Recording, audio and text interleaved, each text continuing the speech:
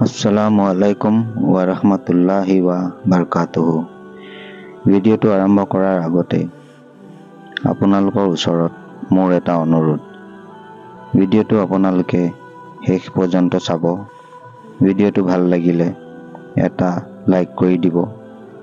বেছিকৈ চাবৰ খাতিৰত ভিডিঅ'টো শ্বেয়াৰ কৰি দিব আৰু মোৰ চেনেল ইছলামিক সবক সাবস্ক্ৰাইব কৰি দিব। মোৰ মৰমৰ মা ভনী আৰু ভাই বন্ধুসকল, আল্লাহ তাআলাই আমাক সকলোকে জমিনী আৰু আসমানী সকলোবোৰ বালা আৰু মুসিবতৰ পৰা হিফাজত কৰক, আমিন। এবাৰ আফ্ৰিকাৰ এখন জংঘলত যুদ্ধৰত মুছলমান সৈন্য বাহিনীয়ে ছাউনি পাতিবলগীয়া হ'ল। জংঘলত অসংখ্য হিংস্ৰ জীৱ-জন্তু আছিল।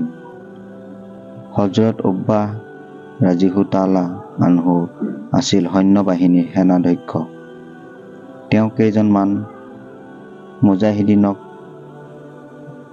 লগত লৈ জংঘলৰ মাজত এঠাইত গৈ এই বুলি ঘোষণা কৰিলেগৈ, হে ভূপৃষ্ঠত বসবাস কৰা হিংস্ৰ জীৱ-জন্তুবিলাক, আমি হযৰত ৰাসূলুল্লাহ সাল্লাল্লাহু আলাইহি ওয়াসাল্লামৰ সাহাবী। আমি এই ঠাইত ছাউনি পাতিব বিচাৰিছো। গতিকে তোমালোক ইয়াৰ পৰা আন ঠাইলৈ গুচি যোৱা হওক। আমাক অসুবিধা নিদিবা। এই ঘোষণাৰ পিছতো যদি কোনোবা নেযায়, ইয়াতে থাকে, তেনেহলে আমি সিহঁতক পালে বধ কৰিম। হযৰত উকবা ৰাদিয়াল্লাহু তাআলা আনহু এইটো যেনিবা ঘোষণা নাছিল, বজ্ৰধ্বনিহে আছিল।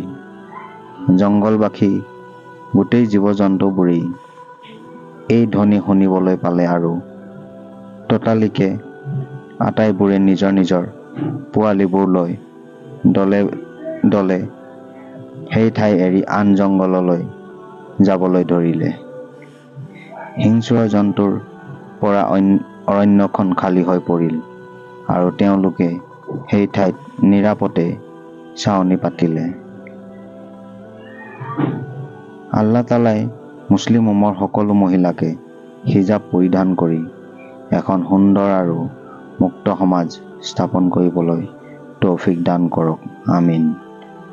আজিৰ ভিডিঅ'টো ইমানেই আছিল।